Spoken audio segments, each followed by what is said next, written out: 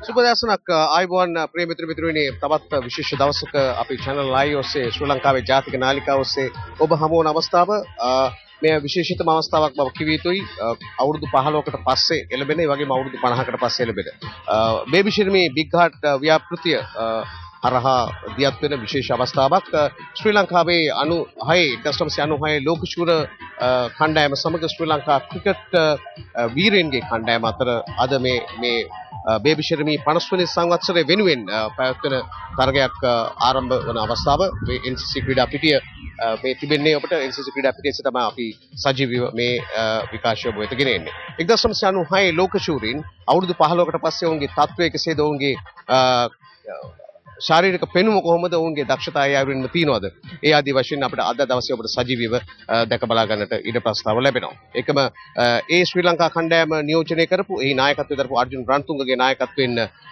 කණ්ඩායම තරග වදින ඒකම ශ්‍රී ලංකා ක්‍රිකට් වීරීන්ගේ කණ්ඩායම කහපැහැති ඒ කියන්නේ 1996 ලාහෝරේ අවසාන මහා තරගයේදී ඕස්ට්‍රේලියාව ඇඳගෙන හිටපු කහපැහැති ඇඳුම තමයි නිල ඇඳුම තමයි ඕන් ඇඳගෙන ඉන්නේ සිදත් වෙත්තමුනි ඒ කණ්ඩායමේ නායකත්වය දරන්නේ 2020 තරගයක් හැටියට මේ පවත්වන්නේ විශේෂයෙන්ම බේබි ශර්මී බිග් හાર્ට් ව්‍යාපෘතිය ඉතාමත් වැදගත් ළමා ලපටින්ගේ සුබ සාධනයේ උදෙසා ශ්‍රී ලංකාවේ දියත් වෙච්ච ඉතාමත් අප්‍රමාණ සමාජ මෙහෙවරක් බව සඳහන් කළ යුතුයි ඒ ඔස්සේ ශ්‍රී ලංකාවේ ජනප්‍රියම ක්‍රීඩාව ක්‍රිකට් හරහා ඒ තීරණාත්මක සංදිස්ථානයේ නැවත පුනරූපණය කරන අවස්ථාවක් හැටියට තමයි මේ අපට ඔබට කියන්නට වෙන්නේ. මා සමග කාලයකට පස්සේ එකතු වෙනවා අපේ ජ්‍යෙෂ්ඨතම විස්තර විචාරකයා ශ්‍රී ලංකාවේ මම හිතන්නේ ශ්‍රී ලංකා රූපවාහිනියේත් පළමුවෙනි නිවේදකයා ඔහු මටත් සතුටක් ආඩම්බරයක් විස්තර විචාරක වශයෙන් මාව තෝරාගත්තෙත් ඔහු පාලිත පෙරේරා සඳහාම අවස්ථාව ලබා දෙනවා පාලිතයි. හොඳයි මේ ලෝක කුසලානේ පටන් ගත්තේ 1975 දී එංගලන්තයේදී ප්‍රුඩෙන්ෂල් කුසලානේ කියලා. නමුත් ඒ කාලයක් ගියාට පස්සේ දෙවෙනි වතාවට ඔවුන්නේ නම් කරා ලෝක කුසලානේ කියලා වර්ල්ඩ් කප් කියලා. ඉතින් මේ 1975න් පටන් ගත්ත මේ ලෝක කුසලාන වංශ කතාවට අවුරුදු 31ක් පිරෙනවා මේ වර්ෂයේ වන විට. මේ අවුරුදු 31 තුලදී මහා තරග 10ක් ක්‍රීඩා කළා තිබුණා. ඒ කියන්නේ මහා තරග කියන්නේ ෆයිනල්ස් කියලා මම අදහස් කරන දේවල්. ඒ වගේම මේ ලෝක කුසලාන අවුරුදු 31 තුල විප්ලවීය ඒ වගේම පෙරලිකාර අවසාන මහා තරගයේ හැටියට අදත් කවුරුත් නම් කරන්නේ 1996 ශ්‍රී ලංකාව සහ ඕස්ට්‍රේලියාව අතර ලාහෝරේ ගඩාෆි ක්‍රීඩාංගණයේ පැවති ඒ මහා තරගයයි. ඒ තරගෙන් ඔබ දන්නවා ශ්‍රී ලංකා කණ්ඩායම කුරුපැංචන් ගලිවර්වරු පරාජයට පත් කරලා ක්‍රිකට් ක්ෂේත්‍රයේ විශිෂ්ට ජයග්‍රහණයක් ලබාගෙන ලෝකයේ කතාබහට ලක් වුණා පමණක් නෙවෙයි ලෝකීය ක්‍රිකට් ප්‍රේමීන්ගේ ආදරයට මේ කණ්ඩායම ලක් වුණා. ඒ මා හිතන හැටියට මා විශ්වාස කරන හැටියට 1996 ඒ ලෝක කුසලානේ දිනා ගැනීම ශ්‍රී ලංකා ක්‍රිකට් මාවතේ හැරවුම් සම්දිස්ථානයයි. ඊට පස්සේ ගම් නියම් ගම්වල එදා ඉවිච්ච ප්‍රබෝධය තව තවත් දෙගුණ තෙගුණ වී බොහෝ වෙලාවට වෙලවල් වල ඒ වගේම නීරවල් උඩ ඒවා වැව් තාවුල අයිනේ ගම්බද කොල්ලෝ පොල් පිටි බෑට් කදුරු බෝල් වලින් ක්‍රිකට් ගහන්න පටන් ගත්තා. වට්ටියම්මලත් කතා කරන්න පටන් ගත්තා විස්තර ප්‍රචාරය අහලා අපේ කොල්ලෝ මෙච්චරයි උන් මෙච්චරයි කියන කතාවට මේ ක්‍රිකට් ප්‍රබෝධය ඇති උනේ හැරවුම් ස්ථානයේ අර්ජුන රණතුංග සහ ප්‍රධාන කණ්ඩායම අද මේ NCC ක්‍රීඩා පිරිට අවුරුදු 17කට පස්සේ වහින කණ්ඩායම එදා කළ විප්ලවයයි නැත්නම් වික්‍රමය. අනිවාර්යෙන් පාලිත විශේෂයෙන් දැන් අපි කාලගුණ වාර්තාව විශේෂිතයි ඊට හේතුව ඊයේ පෙරේදා ඔබ දන්නවා ශ්‍රී ලංකාවේ කියන්නේ වර්ෂාව සහ දුර්වර්ණ ආලෝක තත්ත්වයක් හැමදාම තිබුණේ අද දවසේ උෂ්ණත්වය පාලිතයි සෙල්සියස් අංශක 28ක් 27ක් මට නිතරම ලැබෙනවා මේ කාලගුණ විද්‍යා දෙපාර්තමේන්තුවෙන් චන්ද්‍රිකා ඡායාරූපය පෙරේදා සම්පූර්ණයෙන්ම ශ්‍රී ලංකාව එහෙම් පිටිම ආවරණය කළ තිබුණා. ඊයේ ශ්‍රී ලංකාවෙන් ඈතට ගිලා හම්බන්තොට පැත්තේ තමයි වලාකුළු කැටිය තිබුණේ. අද ඊටත් එහා ඈතට ගිලා අද ලැබිච්ච චන්ද්‍රිකා ඡායාරූපේ මා දැක්ක දේ නයන් සාද ඊටම පැහැබර කාලගුණයක් තිබෙන බව විශ්වාසයි. තරමක් උෂ්ණත්වය වැඩි දැන් මේ වගේ තත්ත්වයක් මත අර කාසිවාසී වර්ග බලනකොට නම් බොහෝ වෙලාවට උෂ්ණත්වය වැඩි වුණාම මුලින්ම කාසිවාසී දිනකට පන්දුර පහර දෙන්න මොකද විශ්වාස නැහැ ඊළඟ කණ්ඩායමට පන්දුර පහර දෙන්න අවස්ථාවක් ලැබෙයි කියලා. මා නම් කැමති අර්ජුනගේ කණ්ඩායම කඳුට පහර දෙනවා දකින්න. මොකද ඔබ කිව්වා වාගේ මම දකින්න කැමති 96 තිබිච්ච කෙසඟ අර මල්ල ක්‍රීඩාත්මක ශරීරව අද තවමත් තියෙනවද? ඒ පහරවල් භාවිතය තාම සමහරුන්ගේ තියෙනවා. මම දැක්ක අර්ජුනගේ එහෙම නෑ. අර්ජුනගේම නෑ. අරවින්ද හිට මම දැක්කේ නෑ. නමුත් ගුරාගෙත් එහෙම තිබුණේ තිබුණේ මේක දුවනකොට තමයි බලන්න ලස්සන. රොෂාන් ඒතර බෑදක රමේෂ් කලුවිතාන ශ්‍රී ලංකා ඒ කණ්ඩායමේ පුහුණුකරු ඒ සමින්ද වාස් තාමත් ක්‍රීඩා කරන්න පුළුවන්. විශේෂයෙන් සනත් ජයසූරිය එවැනි ක්‍රීඩකයන් සියලු දෙනාම අද දැක බලා ගන්න පුළුවන්. පරිසරය දැන් අපි දකින්න හම්බ වෙන්නේ නෑ. මුරලි තාමත් ලංකාවට ඇවිල්ලා නෑ. නෑ මුරලිත් නෑ. කුමාර ධර්මසේනත් දකුණු අප්‍රිකාවේ පෝට් ඔෆ් එලිසබෙත් තරගයේදී දකුණු අප්‍රිකාව සහ නවසීලන්ත තරගයේදී ප්‍රධාන වෙන්සුරියෙක් හැටියට ක්‍රියා කළා. ඒකත් ආඩම්බරයක්. දැන් ප්‍රිය මිත්‍රයනි ශ්‍රී ලංකා 1996 ලෝක ශූර කණ්ඩායම සහ ශ්‍රී ලංකා වීරීන්ගේ කණ්ඩායම අතර පැවැත්වෙන තරගයේ පැවැත්වෙන තනතිල්ල පිළිබඳව විමසීමක් කරන්න අපි සූදානම් වෙන්නේ. ඒ විමසීම කරන්නේත් ශ්‍රී ලංකා කණ්ඩායම නියෝජනය කොට වර්තමානයේ විස්තර විචාරක වශයෙන් ජාත්‍යන්තරයට ගිය පුද්ගලයෙක්. ඒ තමයි රංජිත් ප්‍රනාන්දු NCC ක්‍රීඩා සමාජයේ ඉහළ බලධාරියෙක්. අපි බලමු රංජිත් මොනවද කියන්නේ කියලා තනතිල්ල පිළිබඳව. Despite the very heavy showers that we've been experiencing all over the island, the ground at the NCC Maitland Place is in absolute perfect shape. You could see the stands out here in the foreground. They are colored with some beautiful smashing colors, and in the background the lush green trees lends beautifully to the picturesque sight, which is absolutely beautiful to behold.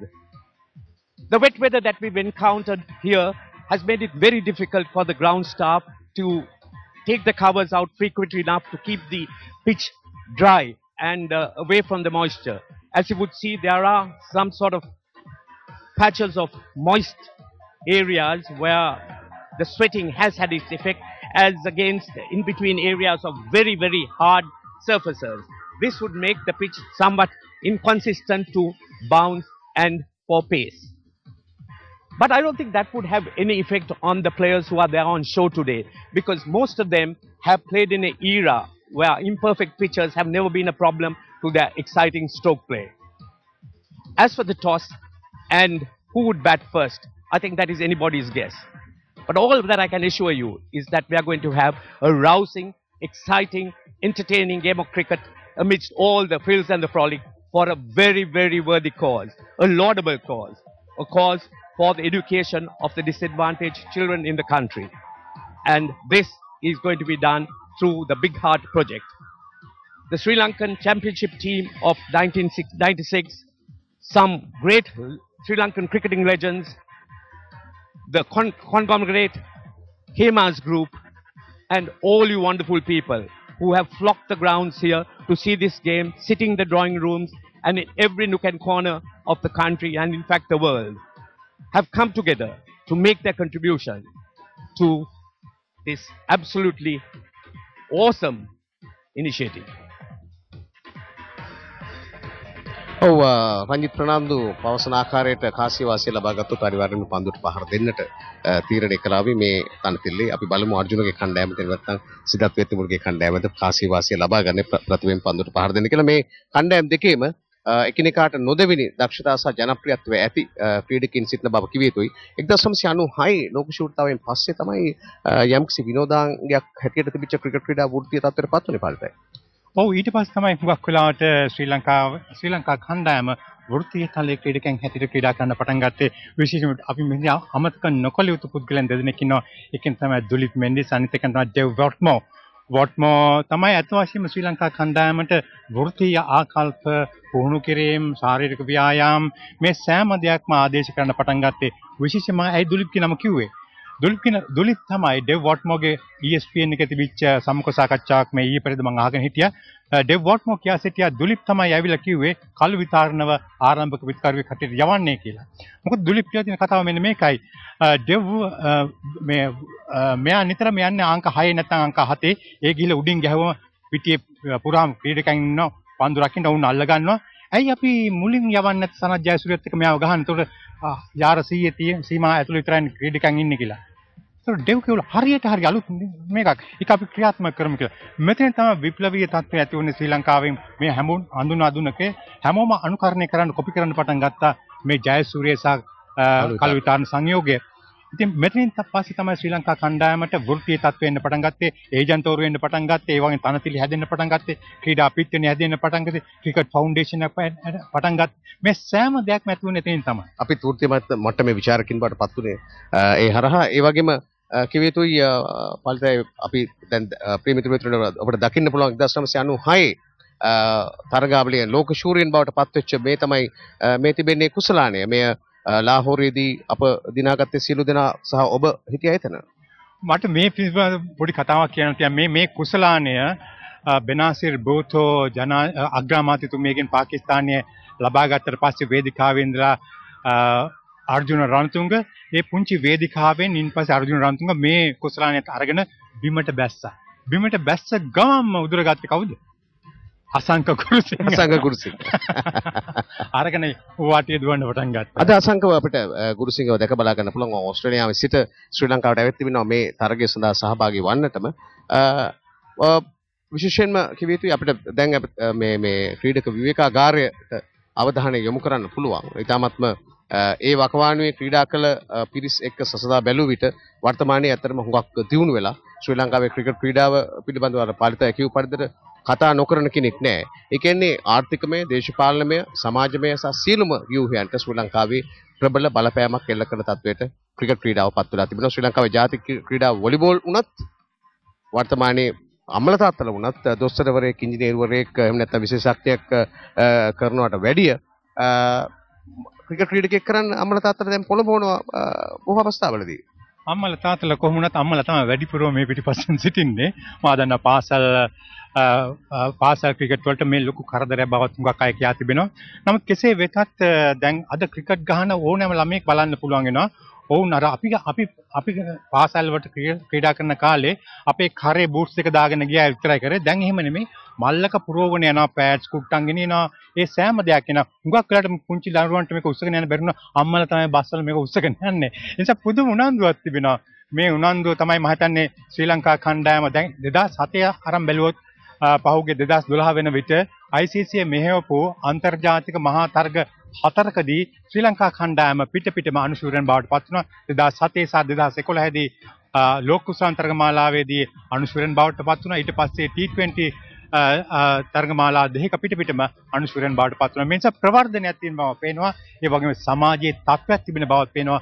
රැකියාවක් සොයාගන්නවත් ලේසි කියලා අම්මලා තාත්තලා හිතනවා. ඉතාමත් මිලාදික ක්‍රීඩාවක්. අනිවාර්යයෙන්ම පරිත ඒ වගේම කිව යුතුයි ලෝක කුසලානය ජයග්‍රහණය කිරීම සහ විශේෂයෙන්ම සඳහන් කළ යුතුයි එතනින් පටන් ගත්ත ඒ විජයග්‍රාහී හිණිපෙත්තට නැගීම ශ්‍රී ලංකා කණ්ඩායම වර්තමානයේ අවසාන මහා තරගයේ තෙක් පැමිණෙන්නට ලෝකයේ අංක 1 කණ්ඩායමක් බවට පත් වී හමාරයි. ඒ විශේෂ අවස්ථාව නැවත වතාවක් ඔබට නරඹන්නට මේ අවස්ථාව සලසා දෙන්නේ ශ්‍රී ලංකාව ඕස්ට්‍රේලියාව පරාජයට පත් කරපු අවස්ථාව, විල්ස් ලෝක කුසලානය අත්පත් කරගත් අවස්ථාව. පලිතය මේක ඉතාමත්ම විශේෂ අවස්ථාවක් වෙන්නේ. ඒ අවස්ථාව ඔබ දැක බලා ගන්න. 44 වෙනි පන්දු වාරයේදී මේ මැග්‍රාගේ පන්දුව ලෙග් කිරීමක් කරන ෆයින් ලෙග් කලාපයට කීලි බිම් පෙරලා අල්ලන්න හදනවා. ඒ බැරි වෙනවා. එහා පැත්තට දුවගෙන ආපු අර්ජුන ඉනි දෙකක් ගලව ගන්නවා. එහා පැත්තෙන් ඊට පස්සේ ඉන්න ගලව ගන්නේ අරවින්දයි. මේ විශිෂ්ට ජයග්‍රහණයක්. ඊට පස්සේ වෙච්ච දේ අපි පස්සේ පෙන්වන ආමන්ත්‍රණ මං කිව්වා ලෑස්ති කරලා තියන්නේ කියලා. ගුරා කරපු දේ මොකද්ද කියලා මම ඔබට පෙන්වන්න පස්සේ. ගුරුසිංහත් බලන්න එක කැමැති ඇති. විශේෂයෙන්ම ඒ අවස්ථාවේ ඒ කරපු කාර්ය තරම කාව්‍යශීලී ඒ තිබිච්ච උද්‍යෝගයේ ඒ ආඩම්බරය ඒ ලැබිච්ච ඉමහත් සන්තුෂ්ටිය මම හිතන්නේ බෙදා හදාගන්නට බැරි නිසා මේ වෙලාවට තරමක් ඇග්‍රෙසිව් වෙන්නේ නැති. අපි පස්සට තියාගමු. ඔන්න නෑ අපේ රූපවාහිනී නිෂ්පාදක නඩේ කියනවා බලන්න පුළුවන් ඒ අවස්ථාව කියලා. අපි මේ අන්න අවස්ථාව. මෙන්න ඔන්න බලන්න ගුරුසිංහ කරන්නේ මොකද්ද කියලා. කැමරාව සහිත ස්ටම්ප් එක ගලවගන්නේ කේබල් එකට පයින් පහගලා උදුරගෙන මේක ලක්ෂ ගණනක් වටින ස්ටම්ප් එකක්. ඒ කියන්නේ කැමරාවක්. සාමාන්‍යයෙන් මේ ස්ටම්ප් කැමරා ගෙනකොට කෝටි ගණනකට වුන් රක්ෂණය කරනවා මේ රූපවාහිනී නිෂ්පාදක කණ්ඩායම සමාගම් කෝටි ගණනකට රක්ෂණය කරනවා. ඉතින් මේක ඉතාමත් වටින දෙයක්. මම දන්නේ නැහැ ඒක ආපහු දුන්නද නැද්ද කියලා, ගුරා දුන්නද නැද්ද කියලා ඒ මම දන්නේ නැහැ කියන්නේ. මොන හරි ප්‍රශ්නයක් තියෙනවා අද ගුරාගෙන් ඒ අය කර ගන්න පුළුවන්. අපි කියලා බලන්න මෙන්න මේ පුනරුපන දර්ශනයේ පාලිතයි. මේ තමයි අවසාන මොහොත ඉතාමත් උච්ච අවස්ථාව. මෙන්න කට්ටිය කණ්ඩායමින් නම් මුරලි එනවා. එතන ගම පුල් චන්දන එනවා. එතන උනන්දුවා කියලා අපි කියන කුමාර ධර්මසේන දුවගෙන එනවා. මේ සෑම දෙයක්ම දුවගෙන ක්‍රීඩා පිටියට